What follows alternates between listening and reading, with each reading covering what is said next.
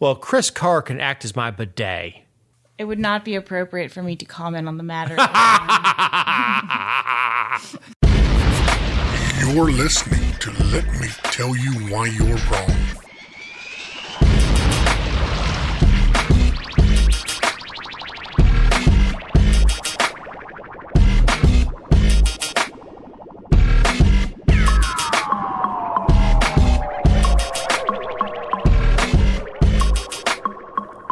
Welcome to episode 166 of the Let Me Tell You Why You're Wrong podcast. I'm Dave Roberts.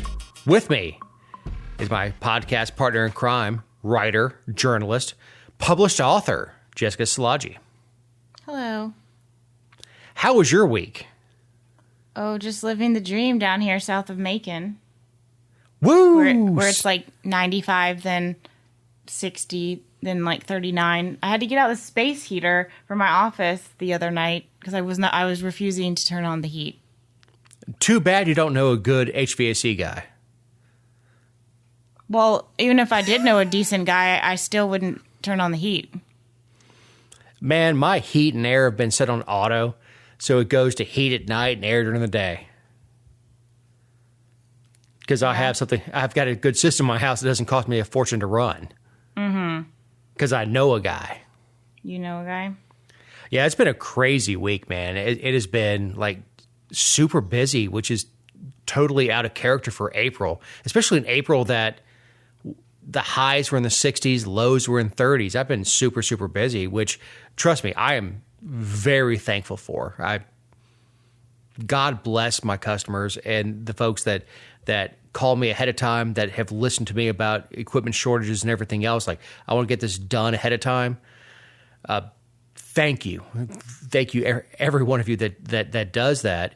And it will pay dividends coming up. It's just one of those things where it's like they had a meeting. Like, we're all going to call Dave this week. Let's go stress him out as much as possible in 1 week. But it's great. It's a good stress. I enjoy it. Yeah, I'd rather that than the stress of none. Oh, yeah. Oh, please, please, please, phone ring, please. I actually put an ad out with Chattahoochee Technical College today, looking to hire people. Yeah? Yeah. So hopefully I can find some people that actually want to work. And I assume if you go to a tech college, you want to work. Yeah. But it's hard to overcome that $1,200 a month or $1,200 a week unemployment that you get for not working. Yeah, I took classes in tech school in high school, and I didn't want to work. I know. You became a journalist. Ha! You have that easy life where you go to bed every night at 10 o'clock and wake every day at 9 in the morning. You just... Yeah, should have been a teacher. Oh, shots fired. Shots fired. For those that don't know, Jess is up very early in the morning hacking out stories and up very late at night. I know this because I can see the green light on our conversations that we have, that she's active. I'm like, what in the hell are you doing up at 3 o'clock in the morning? I'm like, what are you doing? Like, I'm trying to get the story out. Up. Yeah. I'm proofreading something. I'm putting this out, or this news broke late and I want to get it out. So yeah, the glamorous life of a business owner, right? Oh, God, yes. I sound like Matt, right? Right. So I'm burning for you. This is where I wish we could play Blue Oyster Cult. STDs are on an all-time high for the 6th straight year. Congrats. COVID can't slow those folks down. Like they're multiplying. I have an explanation for this. Okay. All right. So they're blaming everything else, the periphery, on it. And they're saying this group, this group, this group. They're breaking it down to the races and sexual orientation, everything else. I blame Magic Johnson. I'm waiting. when AIDS was such a big threat that you died quickly, everybody was wearing protection. It was a big thing that you made sure that people were wearing protection. Now, you can live with HIV for decades. I was about to say the rest of your life. Well, no kidding. But you can live for decades with it. It's not the death sentence that it was. That strike a nerve, Jess? You're going to live the rest of your life with this disease, no matter if that's 2 weeks or 20 years. Congrats. Exactly. But it's not the death sentence that it was. And then when you add the morning after pill and everything else, it's not the life ender to not use a condom. So when you add that sort of stuff, especially when you talk about relations that are not traditional baby-making relations, you take away that threat of creating another life, whether it be a gay relationship or anything else. The threat of getting AIDS is not that bad anymore. People aren't using protection, and that leads to the rise in the what I would call the sub-deadly VD. Because I'm old, I still call it VD, and that's why we see the rise in gonorrhea and syphilis. Mm-hmm. I have no evidence to support that, but that's my logical, summation on it. I wonder. Can't talk tonight either. Yeah. Well, at least they can live with it the rest of their lives.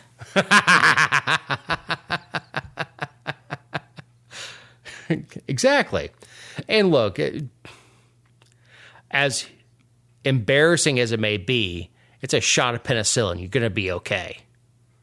And no, Jessica, I do not have any personal experience with it. I don't want to know. Either way, I just don't want to know. I don't want to know. I dodged those bullets. Oh, yay.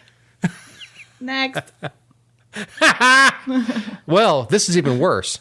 Faith leaders, quote unquote, call for boycott of Home Depot over new Georgia voting law.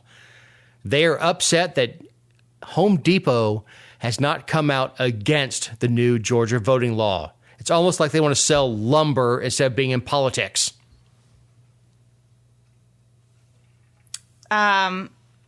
We talked about this before the show. I am so sick of hearing about the voting law. I'm just sick of it. I'm sick of people being bothered by it. I'm sick of people thinking it's fantastic.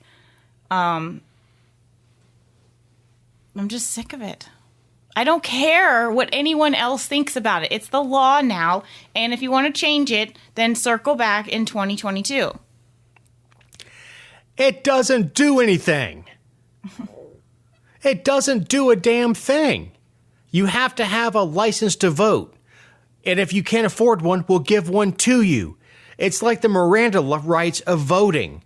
If you can't afford an ID, one will be provided to you. Jesus, it doesn't do anything. Let Dave be the person who writes the law.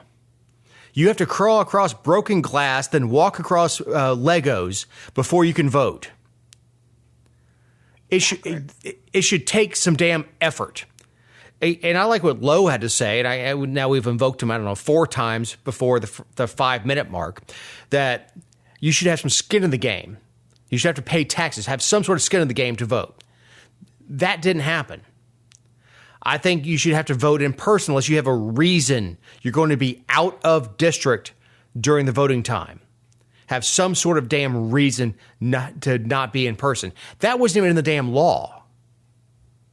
Correct. This is the most limp-wristed strengthening of a law I've ever seen. And for this, Stacey Abrams is charging like a rhino. Well, RHINO. Oh gosh. Or an elephant. I don't know. But for this, Stacey Abrams is collecting money hand over fist, and Hollywood's losing their stuff over it. Will Smith pulled a movie out of Georgia over it. We lost a damn All-Star game over it. None of this really affects me, and I don't give a damn. But it is pure propaganda that people are putting out that it oppresses anyone. Who the hell does it oppress? I don't have an ID. Well, you know what? You have an entire year before the next primary, and a year and a half before the next election, and 3 years before the next presidential election. Why don't you get your ass down and get your free ID? Why don't you take your reduced or free MARTA card down to a driver's license place, get your free ID so you can go vote? Up yours. You know what? I'm tired of people saying that it's racist to say that everyone needs an ID, as if people of color can't possibly figure out how to get an ID, but they can figure out who to vote for. It is to say something. Oh, we just know that you're not capable of getting an ID. Oh, you poor little dear. No. Everybody in the state is capable of getting an identification. And I'm sorry, Jess, I'm on my damn soapbox and being way too loud, way too early on the show. Next. Another pandemic ripple effect is the high cost of rental cars. This story makes me laugh. People in Hawaii are driving U-Hauls around the islands because they can't afford a rental car. Because there's so many people traveling all of a sudden now that the vaccines are out, and just people are just traveling again, and they're driving U-Hauls around. Like, I think it's hilarious because people are terrible drivers as it is, and then you add like they don't know where they're going. They're driving a U-Haul around. What's that junk you got in your trunk, baby? Yeah. They only seat 3. Like what? I mean, what do you do? Is that a 14-footer or a 17-footer? Ooh. Yeah. All your beach stuff just sliding around in the back. Now, I was thinking better is the hotels are so expensive in Hawaii. Just go ahead and put a bed in the back and a couch. Well, they said that a Toyota Camry was going for $722 a day in Maui last week. Have you ever heard of Uber?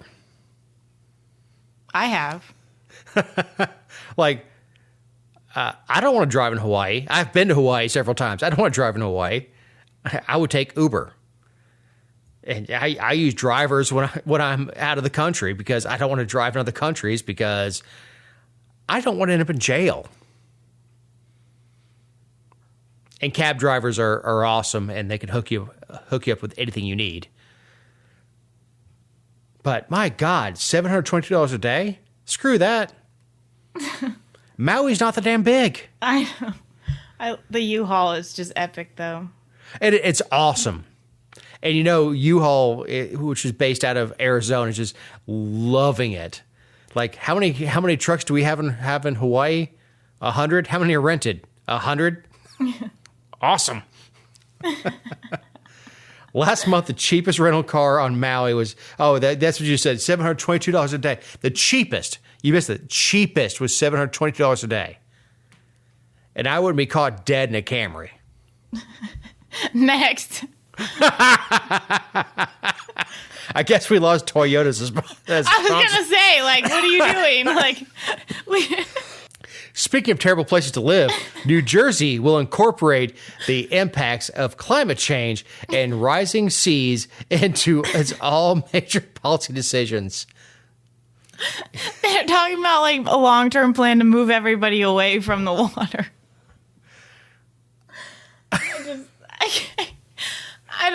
I don't know why it makes me laugh. It doesn't rise that much. It's not like it's coming up like a tsunami. Millimeters. It would take an ice age to recede and a huge global catastrophe for it to rise. And look, I would love for my house to become beachfront property. Screw Florida and y'all down there in South Georgia. I would love to walk out my front porch and have the ocean right there. Plus, think of all the structure and all the artificial reefs you would have all the way up to Dallas, Georgia, from Florida and Louisiana and Alabama. They're now artificial reefs for catching fish. Yes, I'm a selfish bastard. But my God, man, the pandering that goes on in the Northeast. We're going to move people away from the water in case you all flood in 1,000 years. Well, and to raise money for the projects, the resilience projects, they're going to consider borrowing, taxing, imposing targeted fees, and selling environmental impact bonds. Why don't they just sell real estate on Chris Christie for when he floats? Ooh, no. You don't want to be near the end of it because that's the geyser.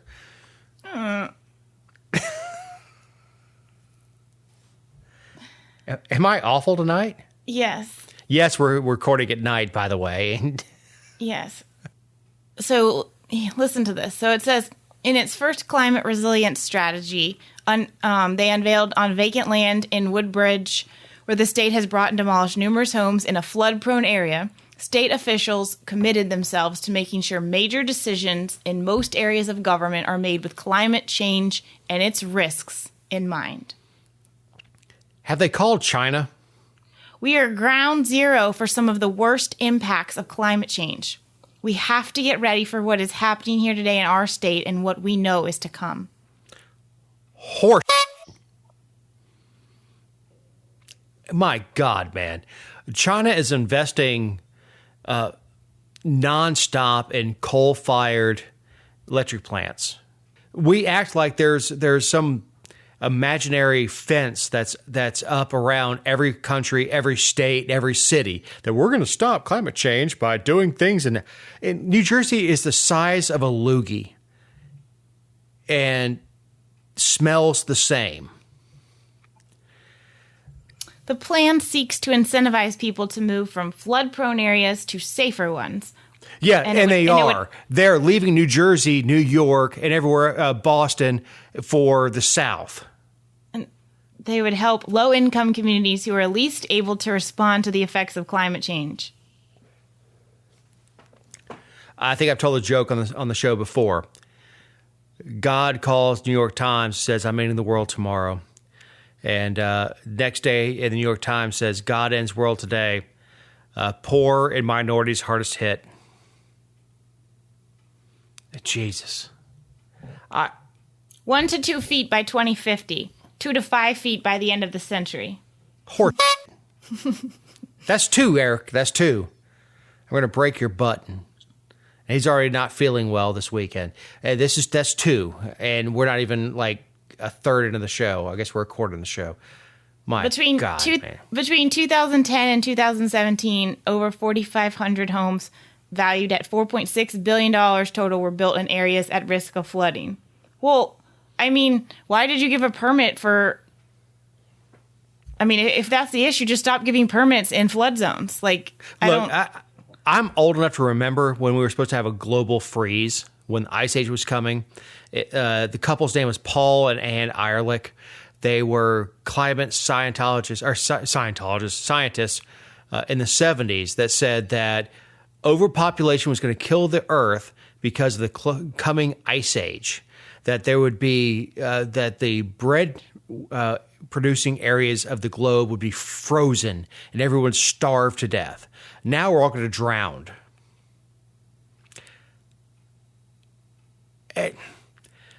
100 years ago, we were gonna die from something else. There are all Chicken Little is a parable. People need to read it. My God, man. Moving on. Next. We had to put that on a button. Florida County Sheriff tells new residents, don't register to vote and vote with the stupid way you did up north. God bless him. So he was at an event with Ron DeSantis, and it was on the new like anti-rioting bill, which admittedly I didn't read and don't really know, other than I'm assuming it has to do with rioting and not doing it and against it. Yeah. But he said he was up there and he says, so we only want to share one thing as you move in hundreds a day. Welcome to Florida, but don't register to vote and then vote the way you did up north, or you'll get what they got. And there's a reason this place is fun. There's a reason why we have a 49-year low crime rate. And the same people that don't think we should have an anti-rioting bill or a rioting bill are the same ones that think we ought to let more people out of prison. Now, he got a little off in the weeds there, but I think it's hilarious. No, I will tell you, this is true. As someone who grew up in Florida, and I know I've mentioned that before, Florida was a southern state when I was a kid. And it was the New Yorkers that moved down that changed the politics. Florida was very redneck when I was a kid. I mean, there were lifted four-wheel drives, and you went mudding, and you did everything that you could think of in rural Georgia was in Florida. And it was the influence of people that came down. And Florida is the retirement home of everybody in New York.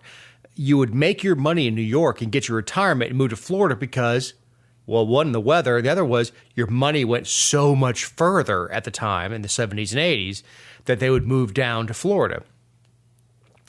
And so much so that when I moved to Georgia and I was a school kid, I was asked what part of New York was I from because of my accent, which is funny because I know people in the Northeast that hear me like think I sound so redneck, and like not compared to down here, but that's true. It's the same thing we're saying in Georgia is our tax structure brings Hollywood here, but we don't want your politics. Come here with your money and leave your politics back in California. Texas has said the same thing, and everybody else. I don't think it's a bad thing to say. I'm not sure that an elected official should say it, and I certainly don't think a sheriff should say it. But I agree with the sentiment. Yeah. No, I agree with the FU Yankee. We had a bumper sticker when I was a kid that said, "You love New York? Take I-95 north." Creative. Now, this is a good time to remind you that these are our opinions and not those of anyone not on the show or any respective company for which we may work or own or otherwise associate ourselves with on a regular or irregular basis. But they may already know people we used to know. Marjorie Taylor Greene. Da-na-na, da-na-na.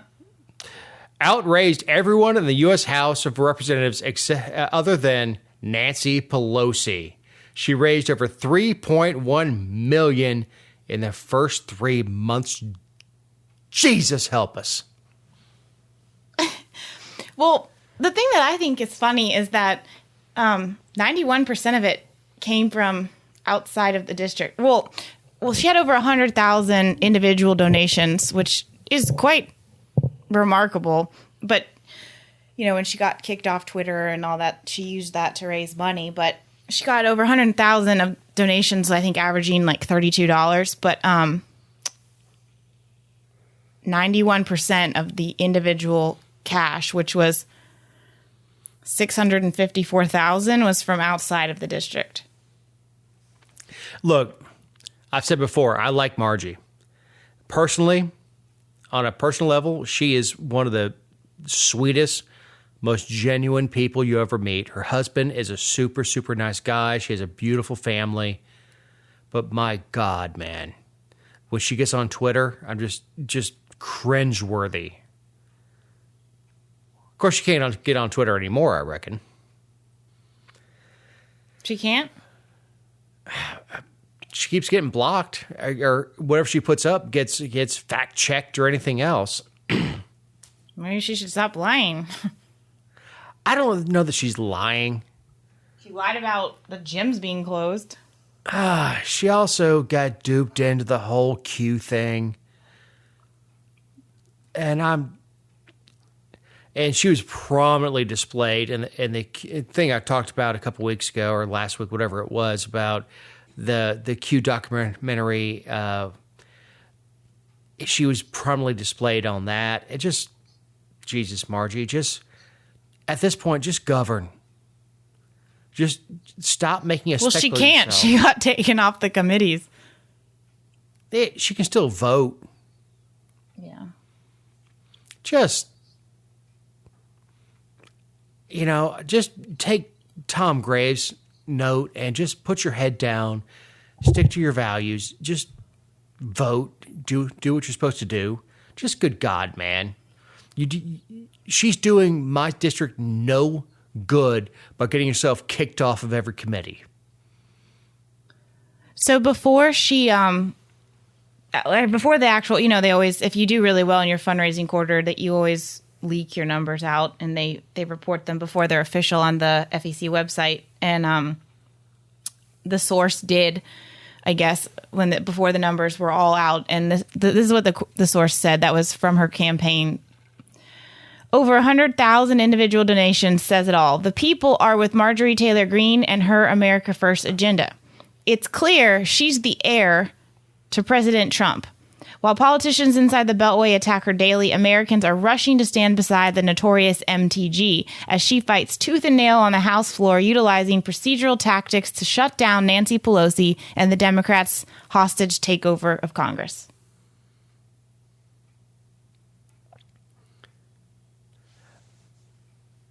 Well, she's making a huge statement there.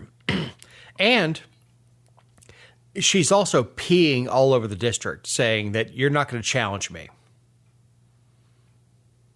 This is mine. Oh, yeah. Yeah, this is mine. And numbers like that will scare off anybody from challenging her, in a primary anyway. And no one's going to beat her in a general. It's just not going to happen. Only $60,000 of her donations were, of the itemized donations were from Georgia residents. I still see Marjorie Greene signs up. We're not even in a cycle right now. People are so happy with. Of course, I still see Trump signs up. I'm like, Hoss, you could take that down. At least put it away for a year. They did that with Obama too. I know. I'm doing what I do. I have to go in people's houses that are, from all different walks of life, and I've seen shrines to Obama, like candles next to it, like Obama and MLK next to each other, and like candles around it. It's the in the living room or the dining room or something like that. Yeah, I know. But I don't really like the cultish following of politicians like that. No? I know I shock you, don't I?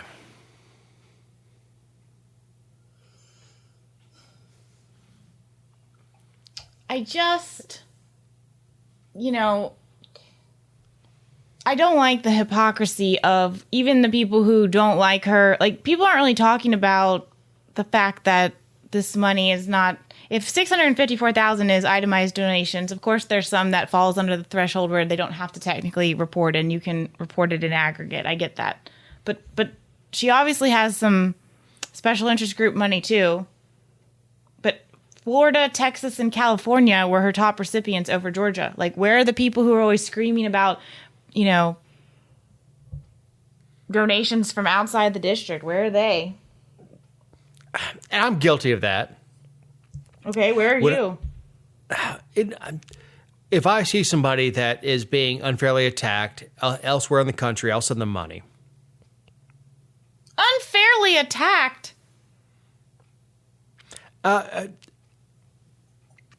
I can't remember a specific instance, but I've sent money to people in Virginia and Okay, but how has Marjorie been unfairly attacked? No, I'm not saying that. I'm just saying I have sent money to people that I thought were unfairly attacked. Okay. And I've done that. So I really can't throw stones at people for doing that. And I did smack my microphone a little while ago, so I'm sorry if there's a big boom because I talk with my hands because I'm an idiot. That doesn't bother me. The out of district stuff has never bothered me as much as it does other people. Like, well, that money's come from out of district. So what? Yeah. That's my freedom of speech to say that I saw that. Let's say Ron DeSantis. I like what he's doing in Florida, so I decided I'm going to send him a couple $1,000s. It's within my right to do that. Sure, money is speech, but as long as, I mean, I don't have a problem with it as long as the person stays the person that they are. Like, well, sure, but I was talking to another business owner, and he was griping because his business is located in a city in which he doesn't live. He lives a couple miles outside of the city. I don't have any voice in the city. I don't have any voice. They won't listen to me. And I just looked at him and said, write a check to listen to you. That may be wrong. That may be the wrong message for being idealistic, but it's true. If you want people to listen to you in politics, write a check. All of a sudden, you're invited to stuff. All of a sudden, you've got emails to stuff. And trust me, my email is clogged with crap that I don't want to see. And the biggest thing that bothers me is if I send money to one person in Virginia that I'm trying to help, I get solicitations from people in Oregon because I came up on a list because I contributed to a person in Virginia. But it's a fact. If he owns a business, and in this case it was City of Hiram, and he lived in the county. He lived in Paulding County. He said, "Well, I don't have any representation." I said, "Write a check, and you will, and listen to you." That's just the way it is. Yeah. And it's protected speech. I mean, I do not agree with the campaign finance reform. I do not agree with limiting. Me either. At all. I mean, if I want to give, Joe Biden $10,000 because I think he's doing everything right. God, I choke on those words. That's my right. That's my political speech to do that. So if I want to send money to Ron DeSantis and send him, $50,000, say, hey, I love what you're doing in Florida, keep doing it. That's my right. So the whole idea of coming from outside a district doesn't bother me at all. That's just that. It doesn't. I mean, it doesn't bother me either. I just, I think it's fascinating that she raised how much did she made? $400,000 more than AOC. And Good. when AOC was her first, in her first quarter of being elected, she raised only $728,000.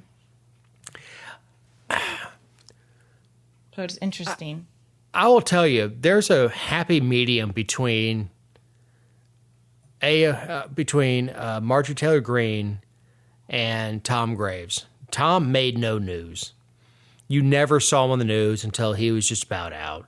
He kept his head down, just did his stuff. He obviously came back to the district and would give his talks here, but he wasn't a newsmaker. And then you have Marjorie Taylor Greene, which is just a dumpster fire constantly. God, there's got to be a middle ground there somewhere.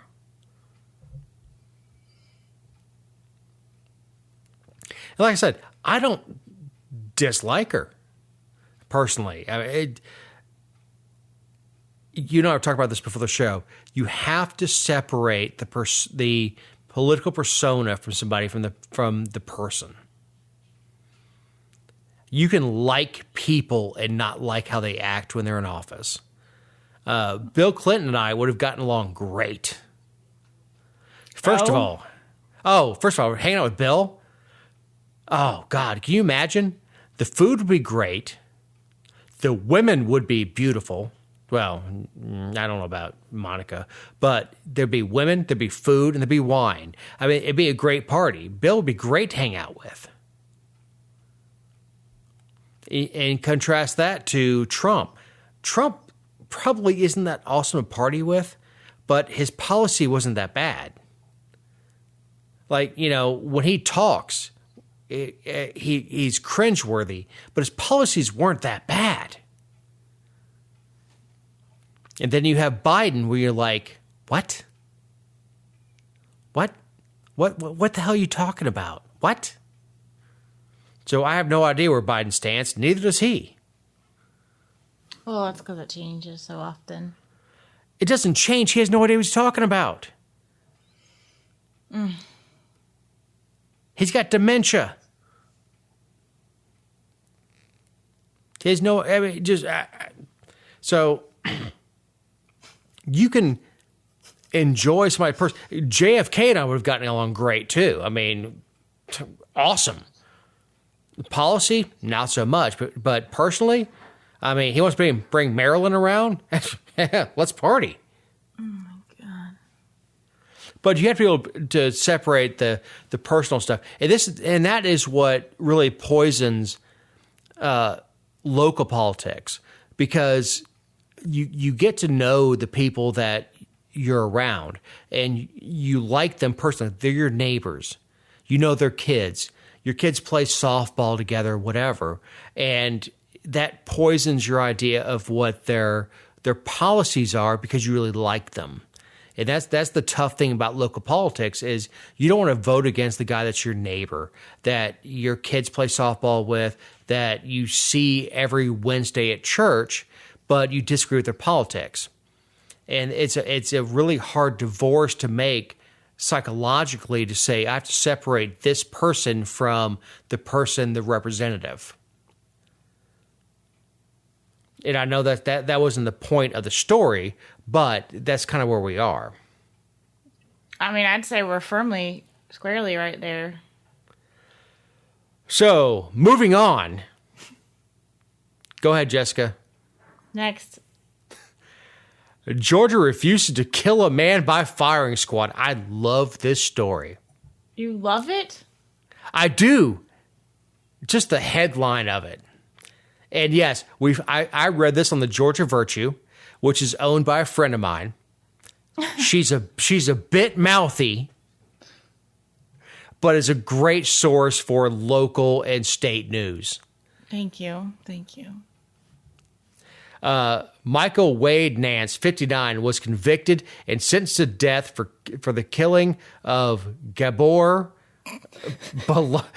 You love doing this crap to me. You love it. I hope that when we hit like another big number, Eric can like clip off the names. You love doing this crap to me. Below, in 1993, Nance had just robbed a Gwinnett County bank and abandoned his own car after dye packs hidden in the stolen money exploded. He backed out of Who backed out? No, I know. No, I saw you put his name in there again, you turd. At a liquor store across the street when Nance pulled open the car door and shot him.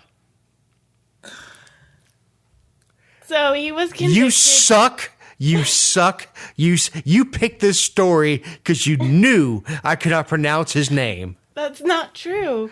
I would never do such a thing. But yes, you would. Yes, you would. You snot.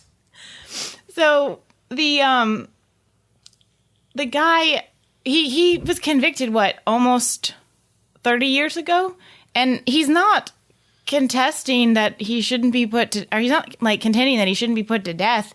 But I guess he's been on some medication that has altered his brain chemistry for the last several years. And it's like scientific knowledge and concern that with the execution drugs, like they may not be effective. And so basically they would, start the process, and it would not only be excruciating and it wouldn't work. Like, he wouldn't die. So they are contending that he should be killed by a firing squad, which I think it's Utah that is the only state that still uses that, or maybe one state recently voted to bring them back. But we don't presently have the firing squad as a method of lethal or execution. But it is injection. It's injection of lead. Yeah, at 2,500 feet per second. Yeah, by 8 or 10 people, but he wants to be shot to death just to make sure that it works. And the Court of Appeals, the U.S. Court of Appeals made several arguments, and one of them was that he waited too long to ask to be killed this way. And I'm kind of like, well, it's been 30 years since he killed the other guy. Like, nobody's really seems to be in a rush here. And that's the problem I have. The problem I have is when the courts rule on procedural. We had a case not long ago. I'd say not long ago. Days run together because I'm old. Where a guy was sentenced to death, and his appeal was rejected because the right papers weren't filed at the right time. It wasn't that his appeal wasn't valid. That was the guy, Ray Marjorie. Yes, exactly. And that's the thing is, I am so offended when the law becomes so obtuse that we lose the argument because it wasn't filed on time, filed the right way, or anything else. And it's such a lawyer thing to do. And I know we have a lot of lawyers that listen to the show. Kiss my ass. It's such a lawyer thing to do that. To say, well, this was filed on a form 357D, and it should have been filed on a 357C. Therefore, we can't look at it, and you're going to die. And it's not that big of a deal if you're looking for zoning on your house. You just go to the next meeting. But when you're looking at getting a shot in the arm, the nature of the objection needs to be heard. And it should be offensive to anybody with common sense that the reason we're not hearing this is it didn't come in a timely manner. So we're going to torture you to death. Basically, the state is saying, we admit we're going to torture you to death, but because you didn't file it within this time frame on this form, we're not going to hear it. Well, one of the arguments by the circuit was that the federal courts don't have the authority, or they don't have the jurisdiction to provide remedy for every right denied. And not every decision reflecting that fact is worthy of reviews by the full appeals court. That's what Judge William Pryor said. That's three. That's three. Yeah. Because you have the right against cruel and unusual punishment. Well, it's That's one of the yeah. You have the right agree. against cruel and unusual punishment. So they have the authority to step in here. And I'm not saying they should or they shouldn't. The reasoning behind the ruling is cowardly. Give us a ruling one way or the other. Either you say that, look, this is the prescribed way that we're going to put people to death, regardless of your personal circumstances, or or we're going to say that this person has the right to choose the manner of his death. It's either way, but they're not. They're trying to go down the middle, as Mr. Miyagi say, walk on right side road. Okay, Walk on the left side of the road. Okay. Walk down the middle, get hit by both sides. You can't. They're giving a ruling of a non-ruling out of cowardice. And honestly, it would be cheaper to shoot them. Well, maybe not right now. With the price of ammo right now, maybe not. But what happens if they try 2 or 3 times and it doesn't work? Like, what do they do? Like, what if the drug that he's been taking for the last, I mean, it was several years. Like, what if they actually can't? Well, let's look at the bigger picture of that question. If he is tortured to death and say it doesn't work and he's screaming in pain as blood is shooting out of his eyes. So if you're an advocate of the death penalty, this doesn't serve your purpose.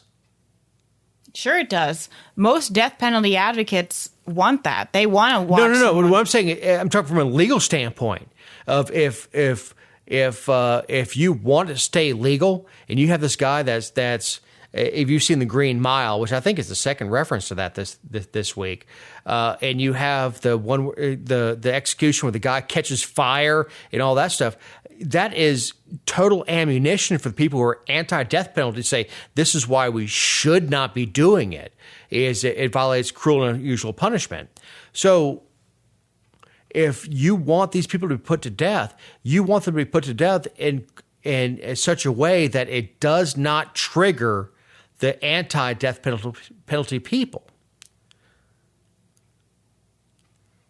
And for them, a firing squad would be perfect. You've got 8 out of 10 people, whatever it is. I don't care if it's a howitzer, whatever. If they get shot, he's down, it's done. But if you have somebody that's going to be executed and it goes on for an hour because the drugs aren't working, you have to keep putting more and more crap in them to put them down, just like Green Mile, where you have to keep hitting the switch over and over and over in order to get him to die. That does nothing but serve the other side. Well, I got so one this more. guy gets to be a martyr for the anti-death penalty movement. There's one more legal argument that they've made, too, which is that, well, there was a federal judge, I guess, last year, right before the pandemic. He's the one that said that they waited too long, but he said also that his lawyers failed to show constitutional protections against cruel and unusual punishment would be violated since the court has to presume that state officials will act, quote, carefully and humanely in carrying out his execution. And, I mean, a nurse walking in there diplomatically and administering the drug to the best of their ability and with dignity, I mean, that is not really the issue here. Like, the issue is that you don't know what's in the IV. You don't know the reaction with that. Man, I'm real queasy with the idea of the state putting people to death anyway, because Are you? I am. I'm not totally anti-death penalty, but I'm real queasy about the idea of the state doing it, mostly because because of stuff like this, procedural. Oh, well, we may well be wrong, but you filed the wrong form at the wrong time, so we're going to go ahead and put you down anyway.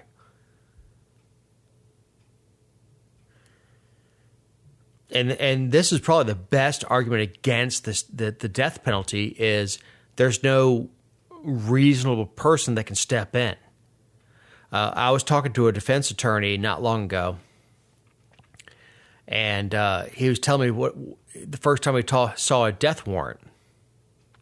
He said it's a blanket form, and it says jail, this, and the other, and you check other, and you handwrite death, and that's what a death warrant looks like. And the other reason that I'm real queasy about it is the expense that goes into executing somebody. Well, did And you we're know not- that in Georgia you're not allowed to file an open records request for the cost of these drugs? Oh, well, no, I mean, I that's- did. well, that's I not- did not. That's I not guess true. I You should- can I file should- the request, but Chris Carr's office will tell you to go pound sand because it's a state secret. Because for a while we were getting them off the black market and from Europe because the drugs were barred and there was a shortage and all this stuff. And so we don't actually know where we get them.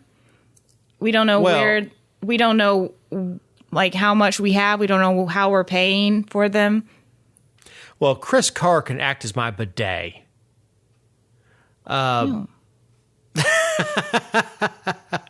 But here's the thing. If you applied that to any other place in life, what if I told the IRS, I'm not going to disclose how much I paid for what or how much I got from where because it's illegal. I got it from illegal sources. They'd throw my ass in prison.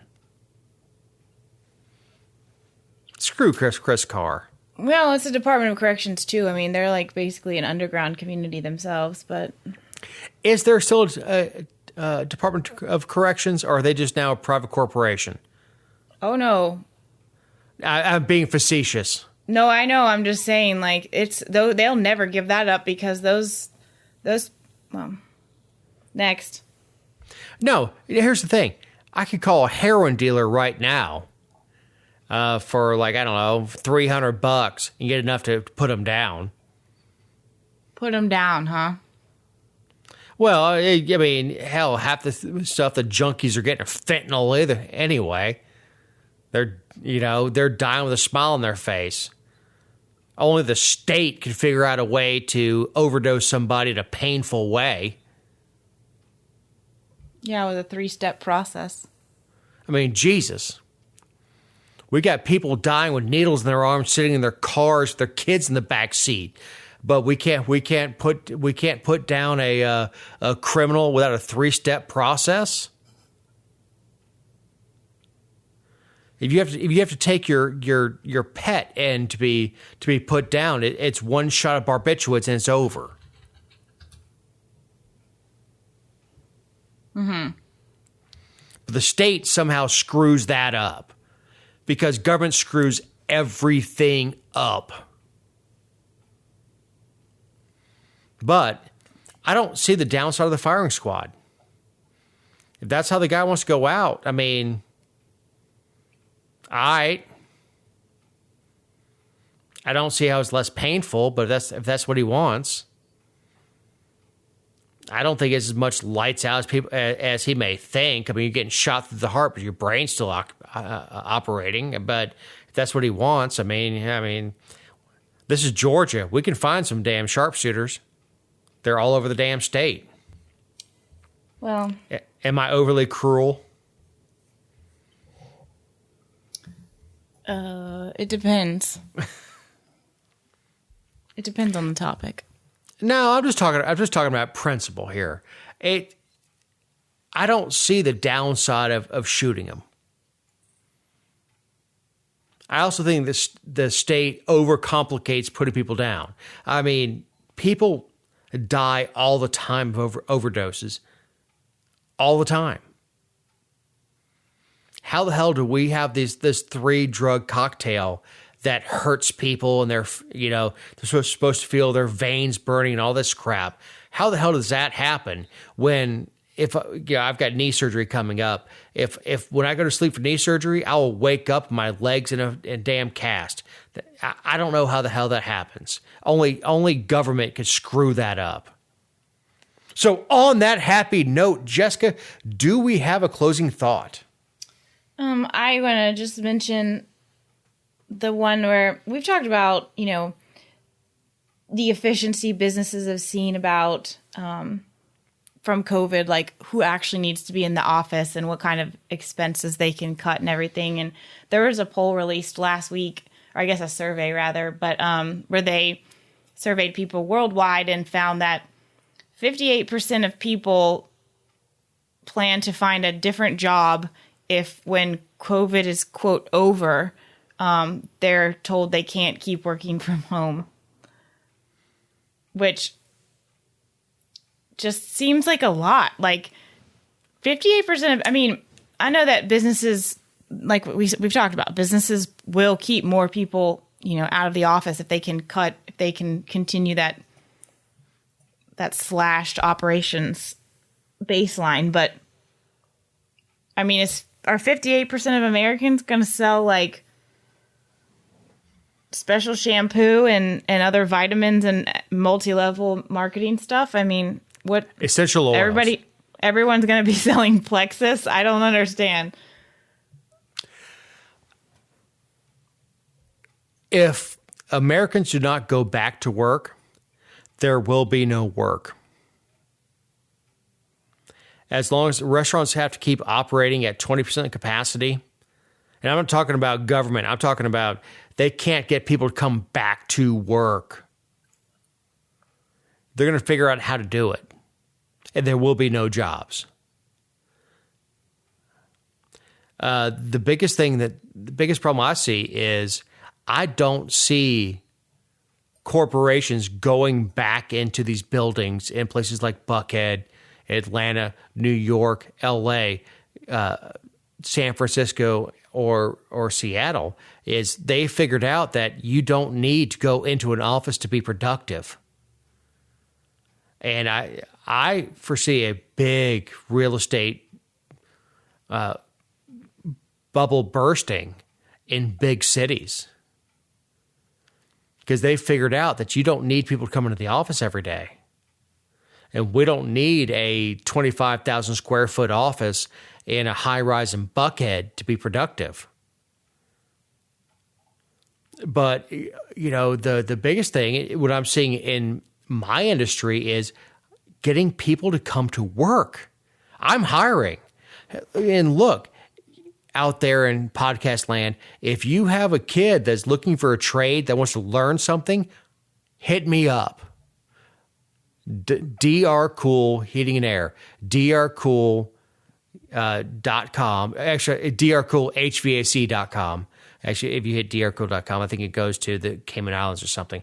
But Dave at drcool.com. Look, I'm looking for kids that want to learn a trade, that want to learn.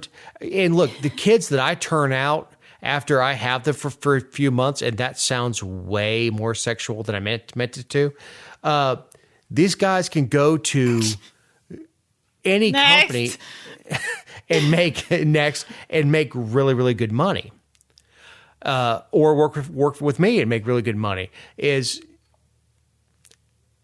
The idea of making $1,200 to $1,300 a month for sitting on your ass, or not month, a week. Think about it. $1,200 a week for sitting on your ass is not sustainable. Is crushing industry, because we can't find the people to friggin' work. So with that, I have tagged on to your closing thought. If you like what you heard, like and share us on Facebook. If you did not like what you heard, like and share us on Facebook. I want to thank everybody for listening. For Justice Szilagyi, Eric Cumby, I'm Dave Roberts. Have a great week.